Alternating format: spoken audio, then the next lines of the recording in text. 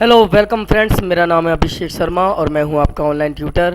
आज मैं आपको एक्सेल सॉफ्टवेयर पे प्रिंट की कमांड के बारे में बताऊंगा। बहुत सारे दोस्तों ने मेरे जो यूट्यूबर्स हैं उन्होंने मुझे कमेंट किया है कि सर आप मुझे ये बताइए कि आप जैसे मान लीजिए कोई भी डाटा होता है और वो एरिया से ज़्यादा होता है, पेज के एरिया से ज़्यादा, तो आप उसे प्रिंट आउट कैसे करते हैं और कैसे आप प्रिंट आउट करेंगे, उसे मैनेज कैसे करेंगे, तो उसके बारे में मैं आपको आज जानकारी दूंगा। तो माना कि मैंने यहाँ पे कोई भी चीज़ लिख रखा है, जैसे सपोजेड मैंने यहाँ पे लिखा है QWERTY क्वार्टी। उसके बाद मैंने क्या करा, कुछ एरिया सिलेक्शन कर लेता हूँ। जैसे मैंने यहाँ पे क्लिक करके ये एरिया सेलेक्ट करके कंट्रोल R और कंट्रोल D का कमांड चला लिया।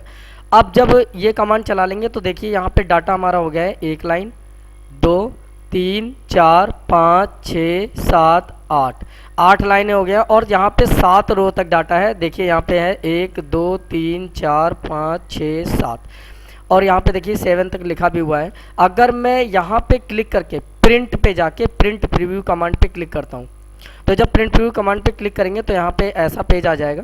ये आपको शो कराता है कि आपका पेज का प्रिंट आउट कैसा निकलेगा, कितने एरिया में निकलेगा। तो यहाँ पे आप अब काउंट कर सकते हैं 1 2 3 4 5 6 7 8, 8 लाइन हो गई और 1 2 3 4 5 6 7 रो हो गई। अगर मान लीजिए हमने जो डाटा लिखा है वो 1 2 3 4 5 6 7 8 और 7 रो है, मतलब हमारा डाटा पूरा प्रिंट आउट हो रहा है, क्योंकि ये जो रेंज दिखाई दे रहा है आपको इस रेंज के अंदर है। लेकिन मानिए कि डाटा रेंज से एक लाइन बाहर हो गया, मतलब यहाँ पे हो गया, तो यहाँ पे तक 8 था, 9 10 लाइनें हो गई। देख लीजिए चाहे 1 2 3 4 5 6 7 8 9 10।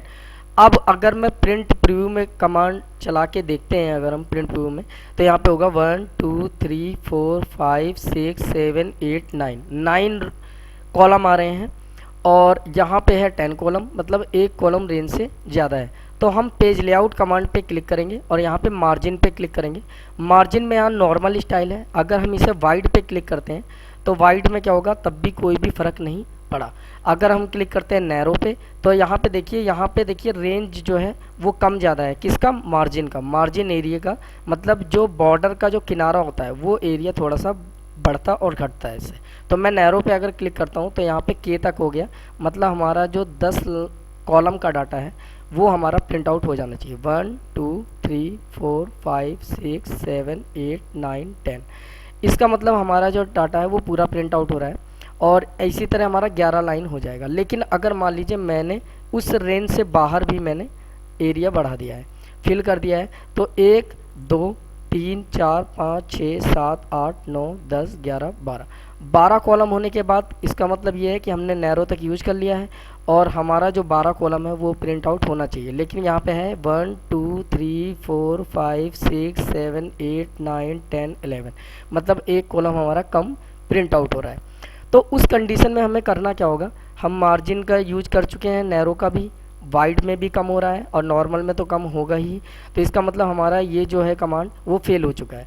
तो हम ओरिएंटेशन का यूज करेंगे। अब जो पेज हमारा पहले पोर्ट्रेट था हम उसे लैंडस्केप कर लेंगे, तो इससे क्या होगा, एरिया जो है वो बढ़ जाएगा। देखिए एम तक हो गया रेंज, इसका मतलब क्या होगा, जो प्रिंट आउट होगा हमारा एरिया वो 1 2 3 4 5 6 7 8 9 10 11 12 कॉलम तक पूरा प्रिंट होगा। लेकिन दिक्कत ये है कि ये वाइड वाइज प्रिंट आउट हो रहा है और अगर हम इसे पोर्ट्रेट करते हैं तो ये हाइट वाइज, मतलब पोर्ट्रेट एरिया में प्रिंट आउट होगा।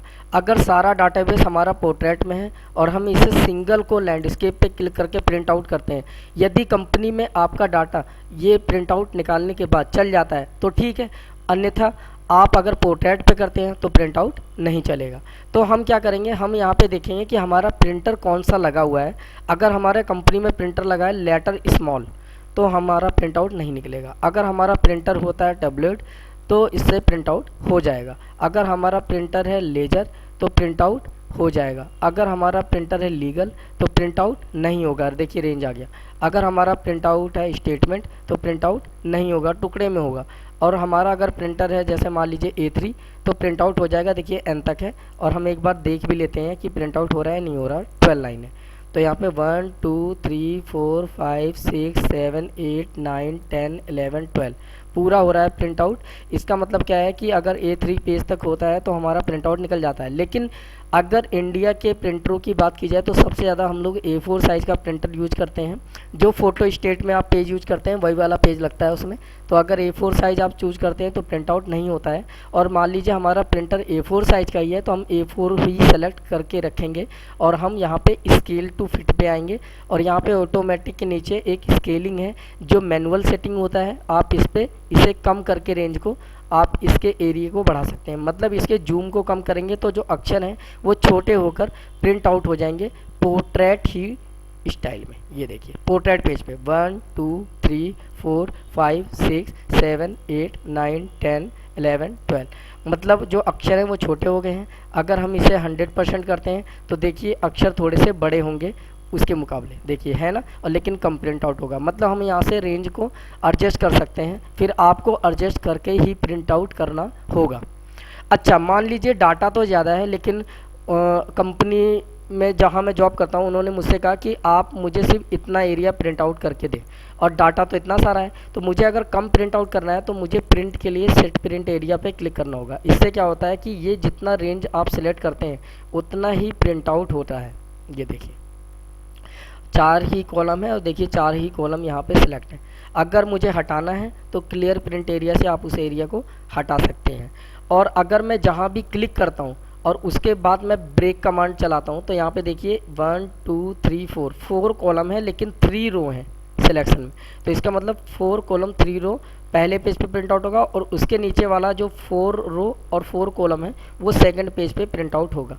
देखते हैं प्रिंट प्रीव्यू पे क्लिक करके, ये देखिए 4 कॉलम और 3 रो प्रिंट आउट हो रहे हैं पहले पेज पे और जब आप नेक्स्ट पेज पे क्लिक करेंगे तो ये देखिए 4 कॉलम और 4 रो सेकंड पेज पे प्रिंट आउट होंगे। तो इस तरह से हम प्रिंट आउट को एडजस्ट कर सकते हैं पेज ब्रेक से भी। आप इसे रिमूव से भी हटा सकते हैं और चाहें तो अगर आपने पेज ब्रेक कर रखा है तो आप रीसेट ऑल से भी रीसेट कर सकते हैं। अच्छा बैकग्राउंड का मतलब क्या है कि अगर आप कोई भी वॉलपेपर वगैरह लगा रखे हैं इस स्क्रीन पर तो आप वॉलपेपर अगर लगाते हैं तो स्क्रीन पे वॉलपेपर लगाने के लिए आप जैसे मैंने यहाँ पे ये देखिए सैम्पल वॉलपेपर ले लिया, ये मैंने एक सैम्पल वॉलपेपर ले लिया तो देखिए यहाँ पे वॉलपेपर लग जाएगा। अगर मुझे वॉलपेपर हटाना है तो डिलीट बैकग्राउंड से आप वॉलपेपर हटा सकते हैं। मतलब बैकग्राउंड का काम होता है किसी भी वॉलपेपर को सेट करने के लिए अपने एक्सेल की सीट पर।